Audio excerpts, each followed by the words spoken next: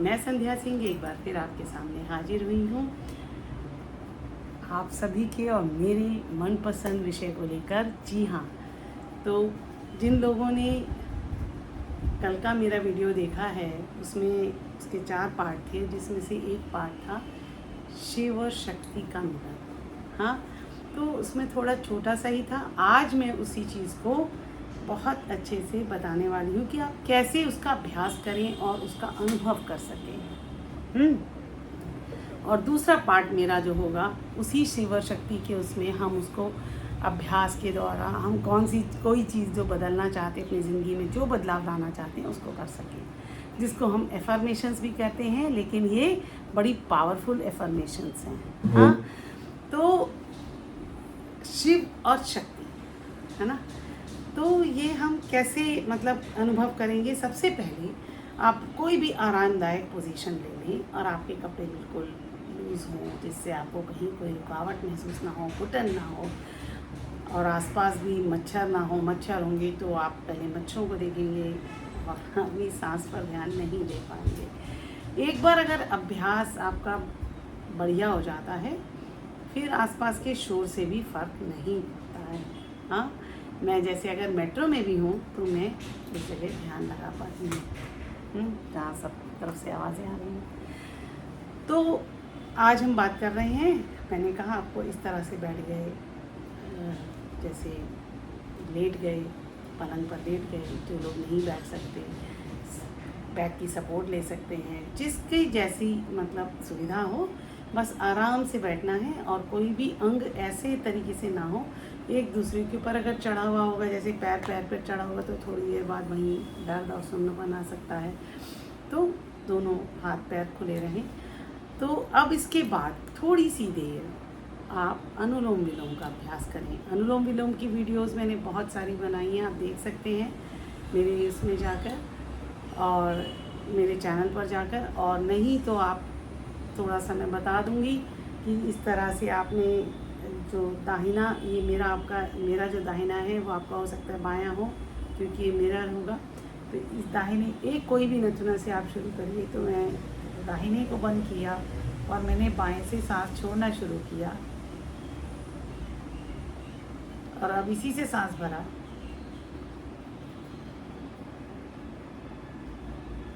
अब इसको बंद कर दिया और इधर से छोड़ा।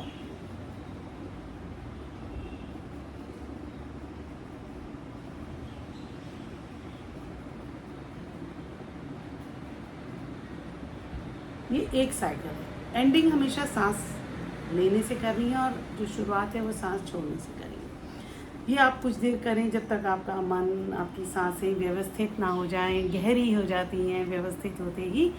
ये हो गया। अब उसके बाद आपने अपनी सांसों पर ध्यान देना है। कोई ज़ोर ज़बरदस्ती ना अनुलोम विलोम में करनी है, ना उसमें नॉर्मल करना है। बस इसको ऐसे बंद कर दिया, उतना ही। ये नहीं कि जोर नहीं लगाना है, मैं बार बार कह रही हूँ। उसके बाद आप जो है आपने अपने आप को जैसे सेटल कर लिया पूरी तरह से, जहाँ आपको जो सपोर्ट चाहिए, किसी को घुटनों के नीचे सपोर्ट चाहिए लेटे हुए, किसी को बैठते हुए कोई सपोर्ट चाहिए, वो ले लीजिए, कोई दिक्कत नहीं है। हाँ, ये ऐसा कोई अजीब सा चैलेंज नहीं है। तो अब आपने अपनी सांस पर ध्यान दिया। जैसे देखिए,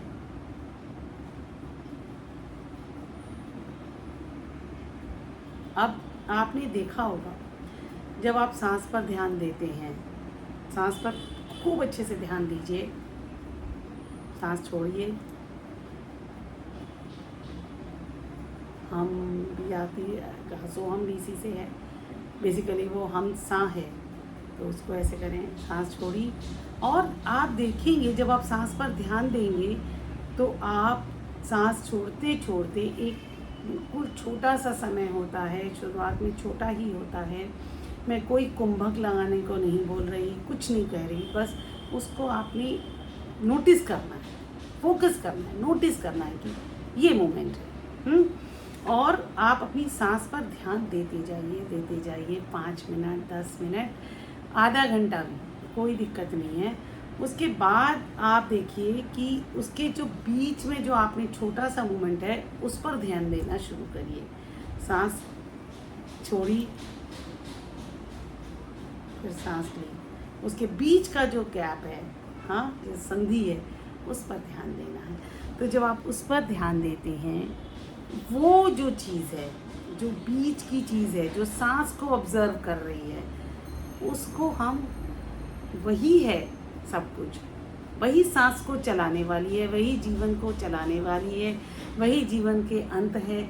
जब आप सांस छोड़ते हैं और सांस भरते हैं, तो गाइड कौन है उसका? वही शिव शक्ति है, वो शिव शक्ति है।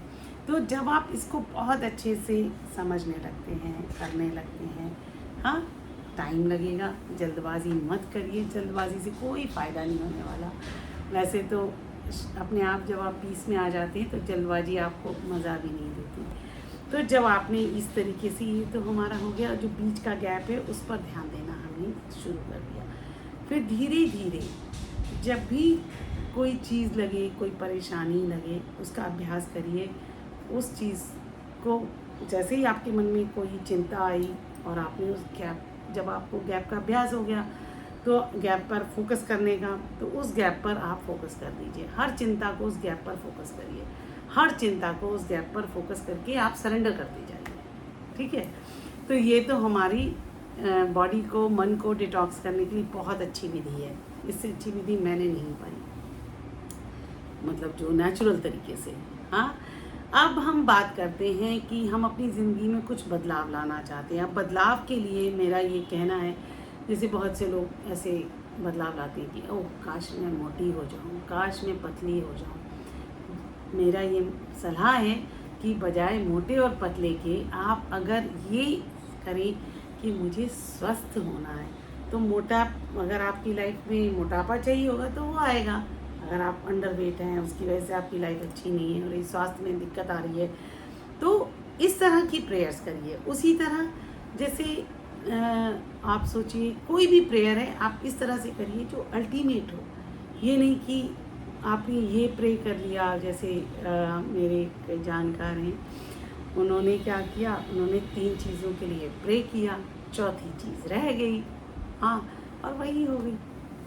तो अब इसीलिए मैं कहती हूँ, अल्टीमेट चीज़ अच्छा स्वास्थ्य, अपनी खुशी, हैप्पीनेस और अच्छे संबंध। ये नहीं कि ऐसा हो जाए, वो मेरी बात मान ले, वो मेरी तरह से चले, हाँ, आप अच्छे संबंधों के लिए अच्छी, अब सबसे पहले तो है कि आप अपनी हैप्पीनेस यानी आनंद के लिए उसको डिटर्मिनेशन में डालिए, रोज़ डालिए, मैं एक अच्छा स्वस्थ जीवन जीऊँ और जिसमें मेरे आसपास खुशियाँ ही खुशियाँ हों। इस तरह के आप एफर्मेशंस डाल सकते हैं। और रोज़ रात को जब आप लेटते हैं और इन एफर्मेशन में से कोई एक एफर्मेशन की, धीरे धीरे आप देखेंगे कि स्वास्थ्य के नाम पर आपके मन में एक इमेज, एक चित्र आने लगेगा कि अच्छा स्वास्थ्य मतलब क्या। वो और भी अगली स्टेज है, कई लोगों को शुरुआत से आ सकता है। जो लोग अपना इमेजिनेशन, विजुअलाइजेशन में थोड़ा सही है, मतलब जिनके लिए आसान है, वो कर सकते हैं। तो धीरे धीरे आप जो है, धीरे धीरे ये जर्नी करते करते आपने वो चीज़ कर ली। अब जैसे मान लीजिए किसी को एग्ज़ाम से कोई एंग्जाइटी है, तो अब वो एग्ज़ाम से एंग्जाइटी, हाँ, तो अब क्या करेगा वो एग्ज़ाम के लिए, उस एग्ज़ाम या कोई भी सिचुएशन से उसको एंग्जाइटी ना हो, उसके लिए क्या है, मैंने जो करा, जैसे मुझे बहुत प्रॉब्लम होती थी कि जैसे कोई बहुत ज़ोर से चिल्लाया, शोर मचाया, कुछ करा और बहुत ज़्यादा उत्पात किया, तो मेरे अंदर सब कुछ गड़बड़ हो जाता था, मेरा दिमाग एकदम लॉस्ट हो जाता था।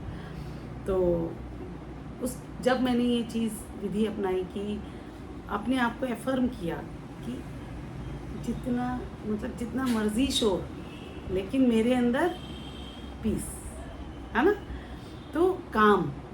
और मैंने तो एक समय पर ये भी किया कि जितना ज़्यादा शोर उतनी ज़्यादा काम, क्योंकि शोर को मैनेज करने के लिए कामनेस ही काम आती है, ठीक है। तो इस तरह से आप रोज़ कर सकते हैं एफर्मेशन। अगर आप 40 दिन तक कोई भी एक एफर्मेशन, जैसे एक स्वास्थ्य के ऊपर, पूर्ण स्वास्थ्य के लिए, संपूर्ण स्वास्थ्य के लिए, मानसिक, शारीरिक, दैहिक, दैविक, सब तरीके के स्वास्थ्य के लिए, जैसे कि WHO ने ये सिंगल ऐसा नहीं कि absent of disease is not health, हाँ, संपूर्ण स्वास्थ्य की डेफिनेशंस अलग हैं, जिसमें सामाजिक स्वास्थ्य भी है, जिसमें हर तरीके का स्वास्थ्य है। तो आप स्वास्थ्य के ऊपर 40 दिन तक अगर आप समझते हैं आपको स्वास्थ्य की ज़रूरत है, तो उस पर बेस अगर आप स्वास्थ्य के ऊपर बना लेते हैं, तो उसके बाद जो बाकी चीज़ें हैं आप बेहतर ढंग से अफर्म कर पाएंगे। तो रोज़ आप क्या करेंगे, पहले अपने आप को रोज़ रात को लेटेंगे और अपनी अनुलोम विलोम, अपनी सांसों पर ध्यान दिया, खाना खाने से थोड़ा गैप रखें। वैसे भी सोने से पहले आपको 2.5-3 घंटे पहले खाना खा लेना चाहिए कम से कम। तो आप सांसों पर ध्यान दिया, आप शांत हो गए, फिर आपने गैप पर ध्यान दिया, फिर धीरे धीरे जो आपने एक डिटर्मिनेशन है, चाहे तो अपने पेपर पर लिख लें, उस डिटर्मिनेशन को, उस एफर्मेशन को आप दोहराएं और उससे कनेक्ट करें जो गैप है। जैसे दोहराया और उस गैप में सरेंडर किया, दोहराया और उस गैप में सरेंडर किया। फिर जो आपका जो हायर सेल्फ है, यानी जो आपका सबसे ज़्यादा विजडम है, जहाँ अनकॉन्शियस कॉन्शियस बोलते हैं हिप्नोथेरेपी में, तो उस जगह पर आप कनेक्ट हो जाते हैं। और फिर आपको ये मतलब कई लोग होते हैं अपनी एंग्जाइटी से उनको और ज़्यादा एंग्जाइटी हो जाती है, वो नहीं होगा। जैसे स्वास्थ्य के बारे में ज़्यादा सोचते हुए ज़्यादा चिंता से और बीमार हो जाते हैं। तो इस तरह से आप एफर्मेशंस करिए सबसे पहले, लेकिन शुरुआत जो है अपनी शिव शक्ति से कनेक्ट करिए और इसका अभ्यास करें। आज मैं थोड़ा सा ये बता दूं कि मैं बताती थी शुरू में, लेकिन आज मैंने सोचा एंड में बताती हूँ कि मैं एक हिप्नोथेरेपिस्ट हूँ, एस्ट्रोलॉजर हूँ, क्रिया योग की प्रैक्टिस करती हूँ, नेचुरोपैथ हूँ। तो आप में से जो भी समझते हैं कि मेरे वीडियोस आपके लगता है किसी और के काम आने वाले हैं, उनके साथ शेयर करें। और जिनको अपनी अपॉइंटमेंट बुक करनी है तो वो मुझसे बात करके अपॉइंटमेंट बुक कर सकते हैं। किसी को सेल्फ हिप्नोसिस सीखना है, कुछ सीखना है पर्सनली, तो मुझसे सीख सकते हैं। तो फिर मिलती हूँ, तब तक के लिए नमस्कार।